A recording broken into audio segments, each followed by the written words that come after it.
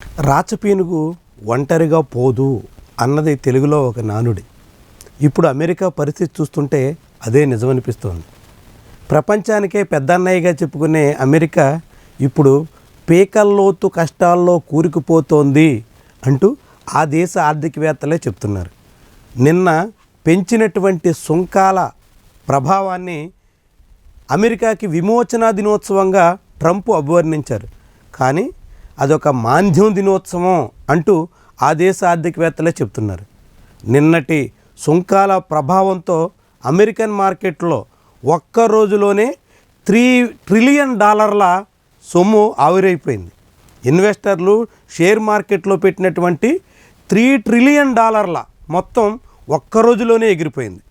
మొత్తం share market crash అయిపోయేటువంటి పరిస్థితి వచ్చింది. ఇది చాలా చాలా పెద్ద వ్యవహారం.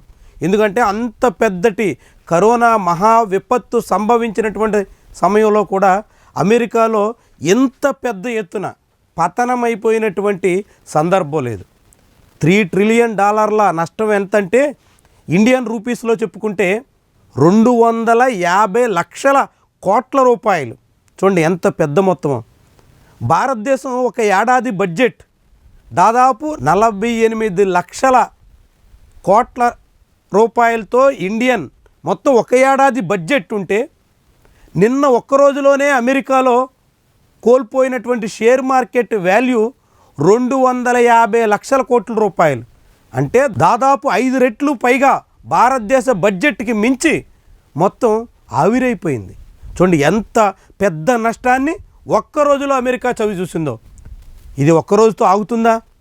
ఏప్రిల్ 3వ తారీఖున అమెరికా చరిత్రలోనే అతిపెద్ద మొత్తం షేర్ మార్కెట్లో ఆవిరైపోయినటువంటి వ్యవహారంగా కనిపిస్తుంది. ఇది ఎక్కడి వరకు దారితీస్తుంది? భారతదేశం లాంటి 140 కోట్ల మంది ప్రజలున్న దేశంలో ఒక ఏడాది బడ్జెట్కి మించినటువంటి మొత్తం 5 రెట్లు ఒక్క రోజులోనే అమెరికా షేర్ మార్కెట్లో కోల్పోయిందంటే ఇది ఎంతటి ప్రభావితం చేసేటువంటి వ్యవహారం, ఎక్కడి వరకు దారి తీయబోతోంది? ఇప్పుడు ప్రపంచం అట్టడిగిపోతుంది, వణికిపోతోంది. ఎలాంటి ప్రభావానికి ఈ పరిణామాలు దారితీస్తాయనని దేశం ప్రపంచమంతా ఇప్పుడు తలలు పట్టుకుంటోంది. అనేక రకాల ముప్పునకి ఇది సంకేతం అనేటువంటి అభిప్రాయం వినిపిస్తోంది. ఎందుకంటే సరిగ్గా 1930లో అంటే 100 ఏళ్ల క్రితం అమెరికా ప్రభుత్వం ఇలాంటి నిర్ణయాలే తీసుకున్నప్పుడు ప్రపంచమంతా ఆర్థిక మాంద్యం సంభవించింది. అప్పట్లో కూడా స్మూత్ హేలీ అనేటువంటి పేరు పెట్టి ఇలాంటి సుంకాలు పెంచేటువంటి ప్రక్రియకి అమెరికా శ్రీకారం చుట్టింది. ఆ రోజు కూడా ప్రపంచం ఇలాగే వణుకుపోవడంతో ఆర్థిక మాంద్యం ప్రపంచాన్ని చుట్టుముట్టింది. కానీ ఆ రోజుకి అమెరికాకి ప్రపంచం మీద ఇంత పెత్తనం లేదు.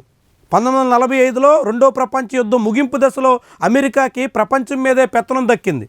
బ్రిటన్ వుడ్ ఒప్పందంలో భాగంగా తెర మీదకు వచ్చినటువంటి IMF ప్రపంచ బ్యాంకుతో ప్రపంచాన్నే శాసించే స్థాయికి అమెరికా చేరింది. ఇప్పుడు అమెరికాలో జలుబు చేస్తే ఇండియా సహా ప్రపంచంలోని అనేక దేశాల్లో తుమ్ములు వచ్చేటువంటి పరిస్థితి. ఇలాంటి దశలో ఇప్పుడు అమెరికా ఆర్థిక మాంద్యం వైపు సాగితే ప్రపంచం అతలాకుతలం అయిపోతుందా అనేటువంటి భయోందోళనలు మిన్నంటుతున్నాయి. మరి ఇది ఎక్కడి వరకు దారితీస్తుంది? ఎలాంటి పరిణామాలకు కారణమవుతుంది? ఒక్క రోజులోనే 250 లక్షల కోట్ల రూపాయలు సంపద ఆవిరైపోయినటువంటి దశలో అమెరికా మళ్ళీ ఎలా కోలుకుంటుంది? కోలుకోలేకపోతే అమెరికా పరిస్థితి ఎంతవరకు వెళుతుంది? అమెరికా ఆ రీతిలో దిగజారిపోతుంటే తనతో పాటు మిగిలిన అనేక దేశాలని ముంచేసేటువంటి వ్యవహారానికి ట్రంప్ శ్రీకారం చుట్టినటువంటి ఈ దశలో ఇండియా లాంటి దేశాలు ఏమవుతాయి? అనేక ప్రమాదకరమైనటువంటి సంకేతాలకు నిన్నటి పరిణామాలు కనిపిస్తున్నాయి. ఏప్రిల్ 3 ప్రపంచ ఆర్థిక చరిత్రలోనే ఒక బ్లాక్ డేగా చాలామంది చెప్పుకొస్తున్నారు. దీని పరిణామాలు ఎక్కడి వరకు ఉంటాయో అన్న దాని మీద ఎవరికి అంతుబట్టనటువంటి పరిస్థితి ప్రస్తుతానికైతే ఉంది. నిజంగానే చాలామంది ఆందోళనకు గురవుతున్నట్టుగా ఆర్థిక మాంద్యం దాపురించి అప్పట్లో 1930లో దాపురించినటువంటి ఆర్థిక మాంద్యం రెండో ప్రపంచ యుద్ధానికి దారితీసింది. ఆ రెండో ప్రపంచ యుద్ధం తాలూకా పెను ముప్పు నుంచి ఇంకా ప్రపంచంలోని అనేక దేశాలు కోలుకోలేదు. అంటే అలాంటి పెనుముప్పు మరొక్కసారి ప్రపంచాన్ని చుట్టుముట్టేటువంటి రోజులు వస్తున్నాయా అనేటువంటి అనేక సంకేతాలు ఈ పరిణామాలు ఇస్తున్నాయి. మరి ఇది ఎక్కడి వరకు దారితీస్తుంది? ఎలాంటి పెనుముప్పుని మన ముంగిట పెడుతుంది? ఇదే ఇప్పుడు అందరినీ కలచివేస్తున్నటువంటి అంశం.